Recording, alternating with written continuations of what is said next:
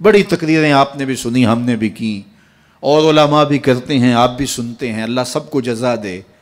لیکن کیا آج کے اس اجتماع میں آپ یہ عزم کر سکتے ہیں کہ جو سنیں اس پہ عمل کریں گے؟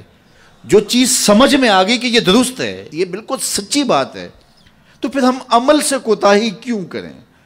میاں اتنا سن لیں نا جتنا عمل کر لیں۔ وہ ہمارے بزرگ ایک کہانی سنایا کرتے تھے کہ ایک سادہ سا دیہاتی آدمی تھا، تو اس کو کسی نے کہا کہ مولانا آ رہے ہیں تو وہ واز کریں گے، تو آپ میرے ساتھ سننے کے لیے جائیں۔ تو انہوں نے کہا ٹھیک ہے میں چلتا ہوں۔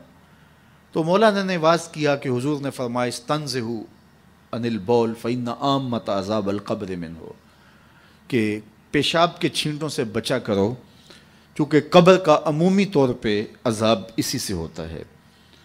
تو کہتے ہیں کہ انہوں نے ساتھ طریقہ بھی یہ بتایا کہ نرم جگہ پہ پیشاب کیا کرو۔ اس وقت یہ واش روم اس طرح کے تو ہوتے نہیں تھے، تو نہیں تو تھوڑی سی ریت اپنے ساتھ رکھ لیا کرو، جہاں کہیں سخت جگہ ہو اور آپ کو حاجت ہو تو وہاں تھوڑی سی ریت ڈال لی تاکہ چھینٹے نہ اڑیں اور آپ کو تکلیف نہ ہو۔ تو یہ اس پہ انہوں نے سارا زور دیا، گفتگو اس عنوان سے تھی۔ مجلس ختم ہوئی، واپس آئے تو بات بھی ان کی سمجھ میں آئی، یار ان سے عذاب قبر ہوگا، اور یہ مولانا تو نہیں کہہ رہے، یہ تو اللہ کے رسول کا فرمان سنا رہے ہیں، تو یہ بات تو ٹھیک ہے۔ تو انہوں نے سفر میں اپنے ساتھ ریت رکھنا شروع کر دی، 2-4 کلو ریت اپنے ساتھ رکھتے۔ تو 8 دن کے بعد وہ پھر آ گئے، تو کہنے لگے کہ وہ حضرت مولانا پھر آ رہے ہیں کوئی، تو آئے، ان کا خطاب سننے چلنا ہے۔ وہ کہنے لگے میں ابھی 4-5 کلو وزن اٹھا سکتا ہوں، عادی ہو جاؤں گا تو دوسرا خطبہ سن لوں گا۔ لیکن ہم تو روز، وہ کئی لوگوں کی عادت ہوتی ہے کہ دوپہر کو یہاں سننا، شام کو وہاں، دوپہر پھر نمبر بھی لگاتے ہیں تقریروں کے، فلاں مولوی نے زیادہ اچھی کی، اس نے تو بہت زیادہ اچھی کی۔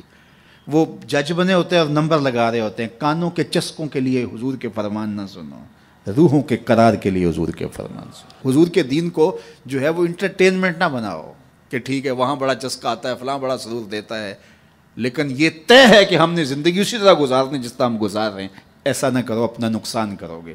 یہ زندگی اللہ کی امانت ہے، روز روز نہیں ملتی، آج گزر گئی تو کل یہ وقت ہاتھ سے نکل گیا۔ یہ عزم کرو، جو سنو، اور اگر آپ کو یقین ہو کہ جو کہا جا رہا ہے وہ سچ کہا جا رہا ہے تو پھر ہمارے پاس کوئی دوسرا راستہ ہی نہیں ہے اس پر عمل کرنے کے علاوہ۔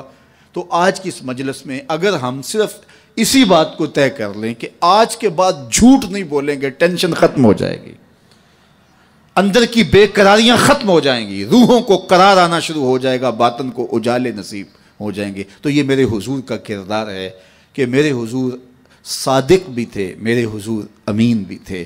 حضور کا یہ اسوہ، حضور کا یہ بتایا ہوا طریقہ، حضور کا یہ عمل اور حضور کا خوبصورت رویہ میں اور آپ اپنی روحوں میں اتارنے کی کوشش کریں۔ اس کا طریقہ کیا ہوگا؟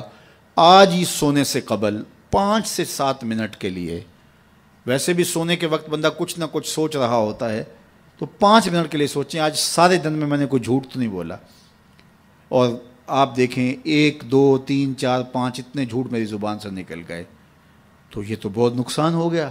چلو کل کا دن انشاءاللہ احتیاط سے گزاروں گا۔ تو کل سونے سے قبل پھر دوبارہ شام کو اپنا محاسبہ کریں اور دیکھیں کہ آج تو ہم نے جھوٹ نہیں بولا، اور اگر آپ نیچے آ رہے ہیں تو اللہ کا شکر ادا کریں۔ پھر اگلا دن، چوتھے دن، 5ویں دن، 6ٹھے دن آپ جب سوئیں گے تو آج سارا دن اللہ کا شکر ہے مزہ سے بھی جھوٹ نہیں بولا، پھر 2 نفل ضرور پڑھنا، 2 نوافل شکرانے کے ادا کرنا۔ مالک شکر ہے میری زبان جھوٹ کی ناپاکی سے دور رہی اور میری زبان پہ آج سچ ہی جاری ہوا، اور پھر جو ہے وہ اس کو برقرار رکھنے کی کوشش کریں اور اپنا محاسبہ روز کرتے رہیں۔ چند دن کے بعد آپ دیکھنا کہ زندگی گزارنے کا نشہ آنے لگ جائے گا۔